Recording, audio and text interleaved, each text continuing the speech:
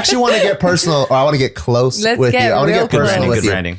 So everybody take off your pants. So a lot of the things that you guys do, it's a big family venture, right? We all got to do this together. We reap the rewards together. What we see from the outside. And that's what we see from the outside. Yeah. And I think that's what's awesome about having a team. But also the teams are made up of teammates, which are individuals. And so like one thing I always wanted to know is, out of all the things that you've done, right? And like, let's say the world does end for some reason and you're on an island by yourself, or you're just by yourself for some reason, post-apocalyptic. What is something that you've done that you feel like you can pat yourself on the back for?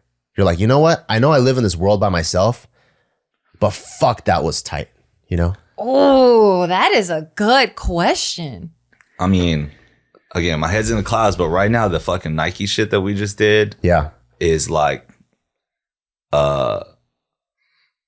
for the culture, I think legacy. I think the word legacy comes to mind. Yeah. Like we just talked about the noodles stuff. Yeah. That's like fucking cool. Yeah. That's not like necessarily like my legacy. Yeah. You know what I mean?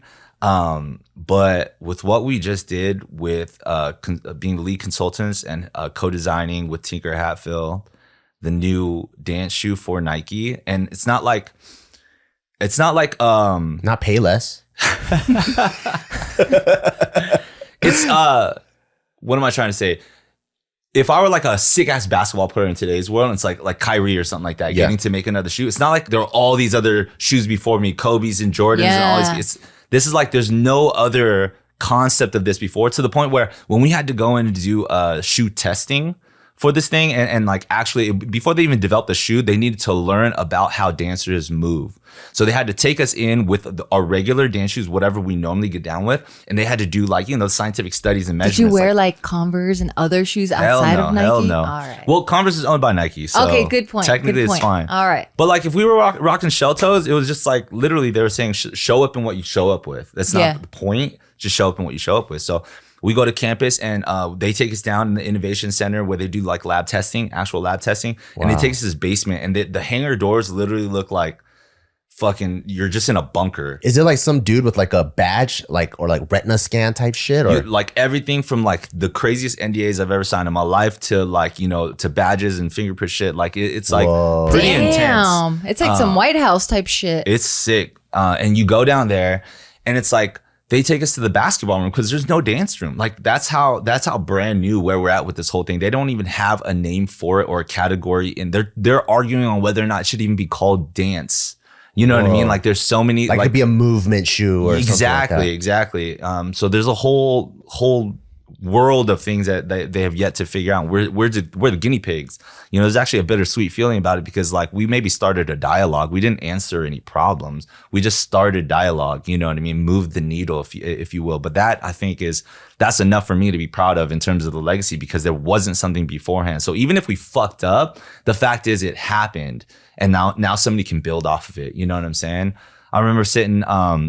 They took us to where the basketball people go in there to test their shoes, because there's a basketball court, so the flooring makes the most sense for us. It's not like we're going to dance mainly on turf, right? So we go to the basketball floor, and there's a clear window, on the floor that has like weight sensors and stuff. What? Cameras and lights, so they can track your foot movement. It's speed. Clear? Yeah, just a square, like where the free throw hole is. Wow. Right? And then Toby Hatfield, Tinker's brother, comes in, and he's like, sitting down with me. Yeah.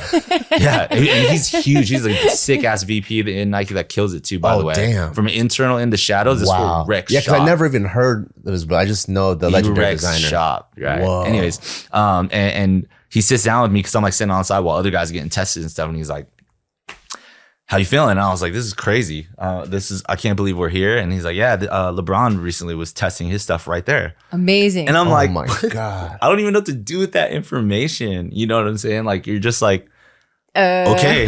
That's all there's nothing. Like, oh, yeah. I can't even measure the weight of what that means as a dancer because there's no other experience before us. You know what I mean? And, even just sitting in it, like the bungalow where they do like their crazy innovation meetings with Tinker and being like, and trying to be an ambassador for dance, even beyond kindreds, and just trying to say honest things. Not like, yo, be sick, like if it had these colors because our brand, you know what I mean? It had nothing to do with us. Yeah. It was genuinely even being like, we're a little worried that like one shoe's not going to cut it. Like dancers are fickle. There's a lot of different types of movers. Like a ballet dancer's not going to care. You know what I mean? And it was one of those moments where he had to seriously be like, we know that this isn't going to be the answer for the entire culture, but people at the top, people who make real decisions for these kinds of things, even on behalf of Nike, sometimes they need something to understand and believe in. And it starts with one thing. You never go, well, if you don't make the calls, I'm talking to the wrong person.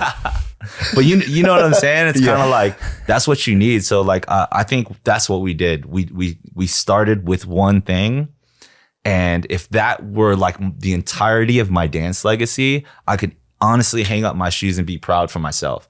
Even if people don't understand the weight of that. You know what I'm saying? Because we did that shit in the shadows too, like for 4 years. I love it. Look at that. The branding never changes. In the shadows for 4 years. In the shadows, not allowed to talk about this shit. You know what I mean? 4 years? For 4 years, we've been doing it since the end of December 2017.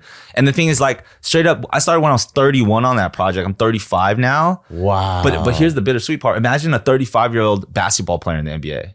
Maybe they have great stats and legacy and all this shit, but it's not that good. Yeah, like you're looking at the fucking 20-year-old that's killing everyone. Yeah. You know what I'm saying? And that I'm humbled to like be a part of, you know, this moment for dance, but I also have to humble myself and understand that like somebody else is meant to pick up these shoes and do something with it. You know what I'm saying? I also feel like I don't know if you feel this way or if other people perceive it this way, but because there has been no other model for it, it's almost like your guys' version of going to space. You know what I mean? Yeah. Like for like Jeff Bezos, Elon Musk, or whatever. It's like, yeah, we're using technology that exists now, but we're going into a frontier that no one has ever been. We don't know what the uses of that frontier are. We just know that we need to get there because that is obviously the next step. We've been staring at a telescope at a moon for decades now. So it's like, yeah, dancers wear shoes and the athletes, they move around and there hasn't been a shoe designed for the needs of a dancer.